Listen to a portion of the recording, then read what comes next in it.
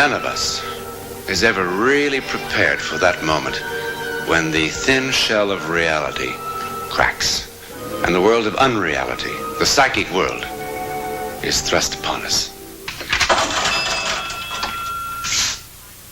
Serves me right for patronizing you foreigners. It's a good thing you people keep a close watch on them.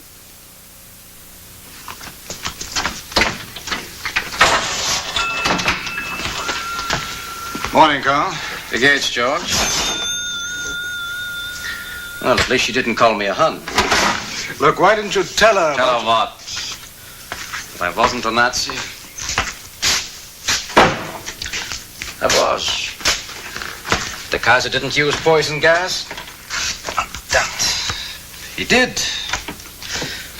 Now, look, you can't go on feeling guilty forever. Who has a better right?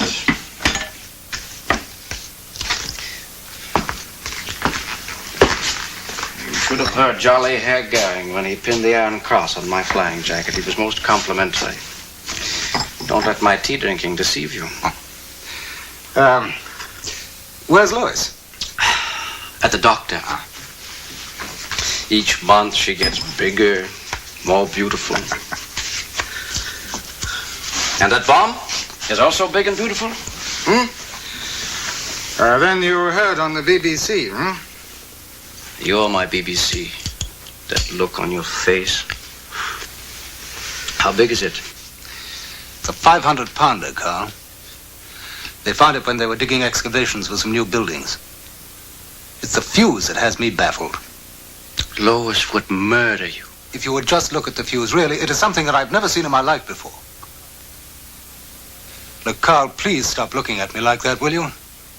I was there, remember, when you told her once. Never again. Then why did you come? Because I'm frightened.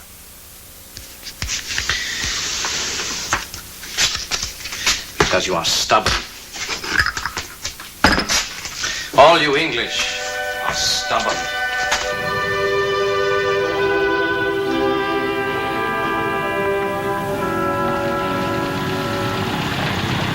First he drops them, then he dismantles them.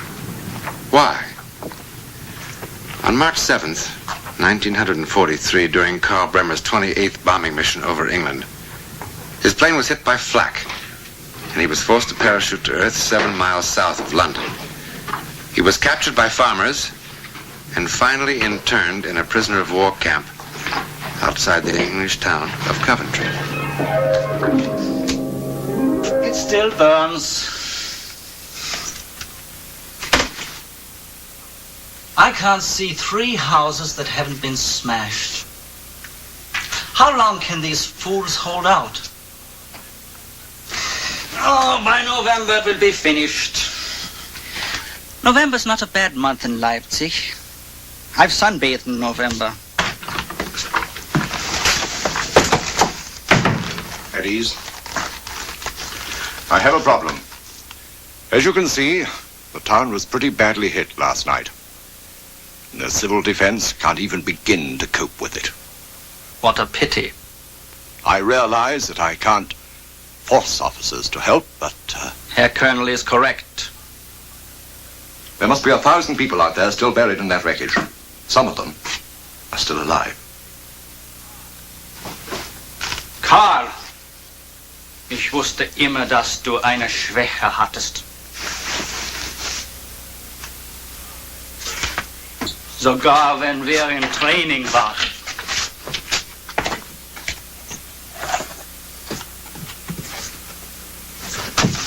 Well, that's the last of them.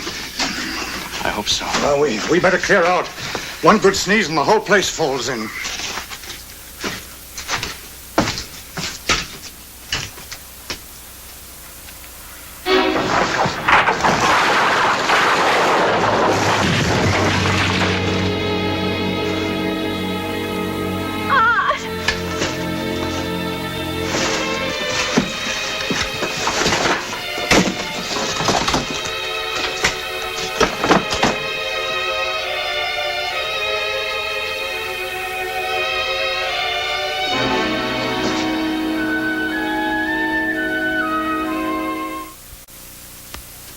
Must be a dud. Not for sure.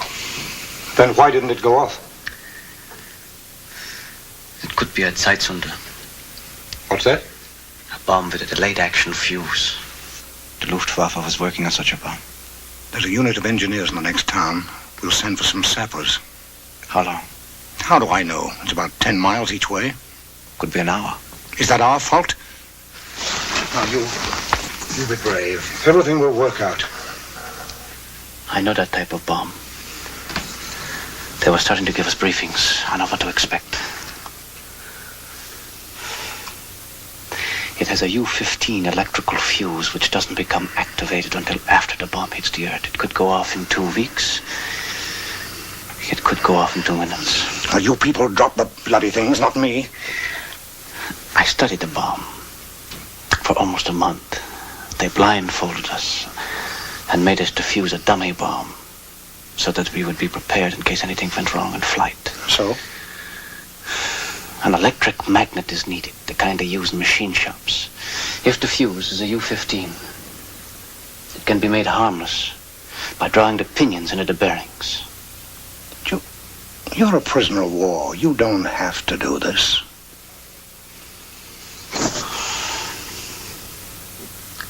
If I didn't have to, I wouldn't. You'll have to talk sometime. A bomb is so much prettier when seen from the sky. And when it falls, it's so graceful. Like a trapeze artist in a circus. Spinning, and spinning, and spinning.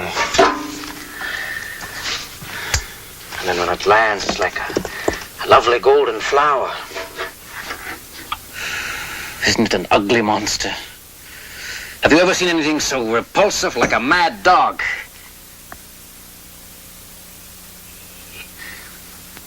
But then what harm can a mad dog do when you tear out its teeth?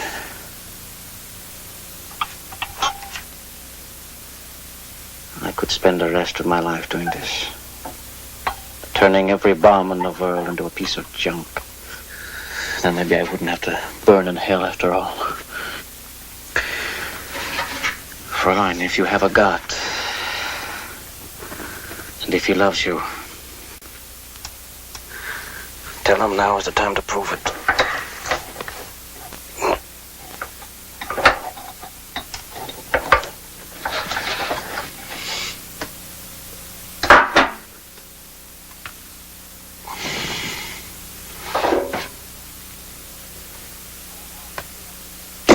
All bombs should be like this.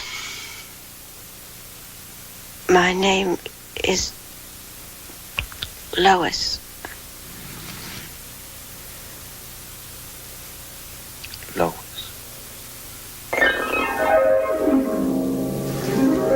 First, he dropped them. Then he dismantled them. Why? Now we know why. Now in 1949, here in London, where hundreds of unexploded bombs still remain undiscovered, we know why. Doesn't look too bad. Bit farther back, isn't it, than normal? Just be careful. Give me a hand. Right. Here. Connect your microphone up, Yes. and I'll take the vials back. Good.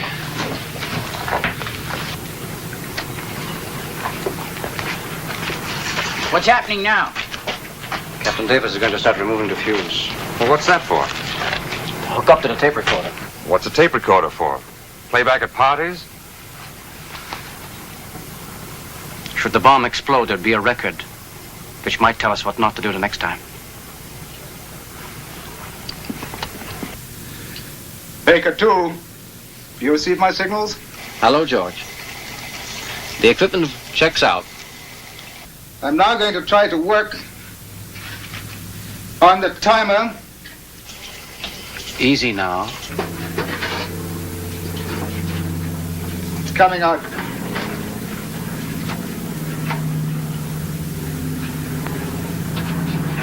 Coming out very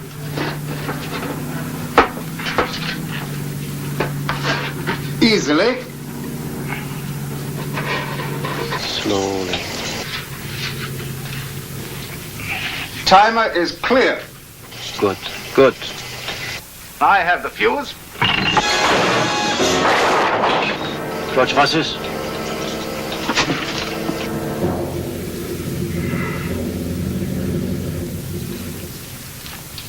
What a clumsy clot I am. What do you make of that fuse, Carl? Looks like a multiple. Well, then taking out the first one might make it operational, eh? Who else is there that can work on it? I can work on it. With your teeth? I can radio battalion for help. No time. No time. Doctor, give me a hypo and then get out of here, both of you, will you? An ass. Take him back to the control lorry. This is the last time. I mean it. Look, Carl. Come on, schnell. This isn't my idea. Carl. From now on, just forget where I live. I've expiated all my sins. And the idea of being a hero nauseates me. And the hero was sweating like a pig.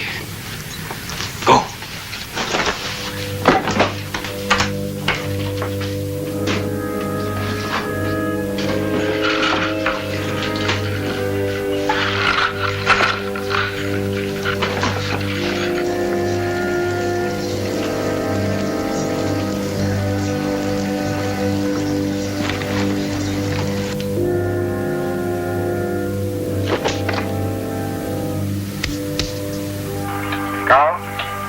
Ready? Watch that fuse. There seemed to be another wire there. All right. I have the fuse. Wait a minute. There seems to be a second.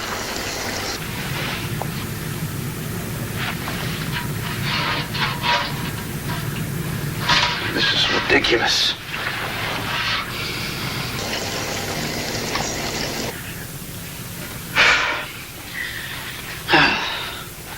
Sweat in my eyes. All right. Now, I'm going to reach in and try and ground the trembler properly.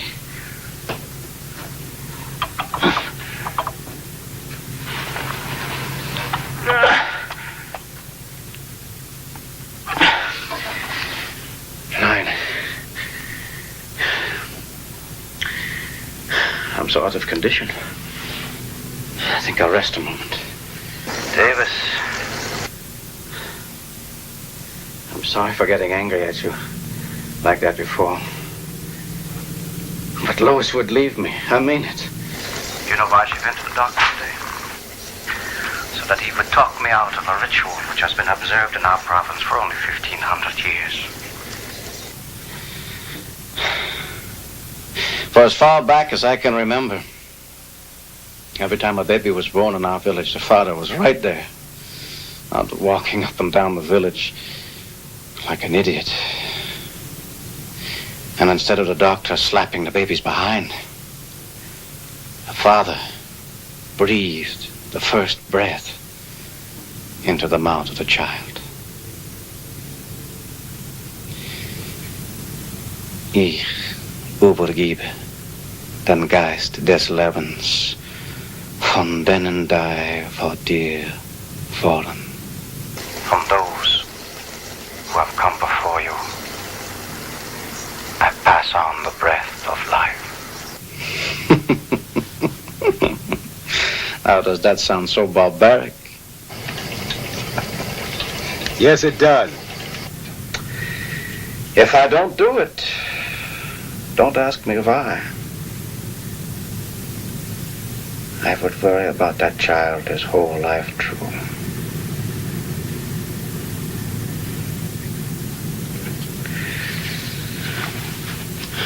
All right.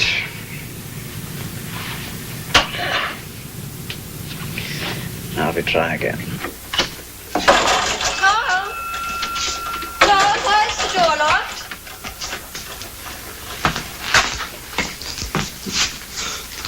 Dear stubborn, back in half an hour. Stubborn. Now, here's something funny. A little chunk of green metal. The wire goes right through it.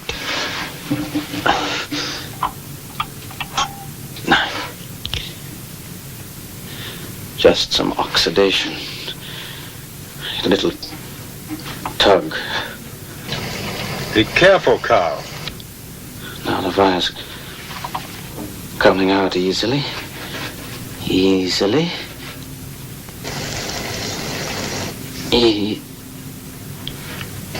Let's go on, Carl. God!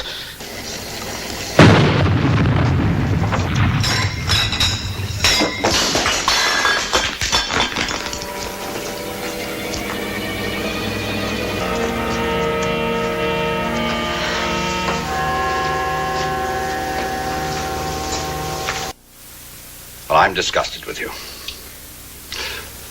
You're such a beautiful baby. Do you know how many women would give 10 years of their life for a baby like that? Well, won't you at least look at him? No. Then what in heaven's name are we supposed to do with him? Don't use heaven's name to me. You need that baby more than he needs you. You need him to hold on to reality. What's so marvelous about reality? Do you believe there's a heaven, Doctor? I do. And someone in heaven cares about us? I believe that too. I won't disillusion you, Doctor, by asking heaven to send back my love. Mrs. Bremer, would you kindly tell your husband that this hospital has certain rules and regulations? What are you talking about? Well, the nursery alarm light went off. I went to the nursery, and he had the baby in his arms. Is something wrong? This is my first night, and everything was going so well. There's no one out there. But he was there just a moment ago. No, he couldn't have been. But he said it was his baby. No, let's go back to He your... was standing there with the baby in his arms. Go back to your duties. Wait. As though you were breathing life into the child. Yes. What did he say? He was saying something tender and soft. But I couldn't understand it. Ich übergeben den Geist des Lebens, von denen die vorwaren. It sounded like that. Nurse, you don't know the situation. I order you back to your duties. You're doing this woman irreparable harm. Is she, Doctor? Give me my baby. Give me my love.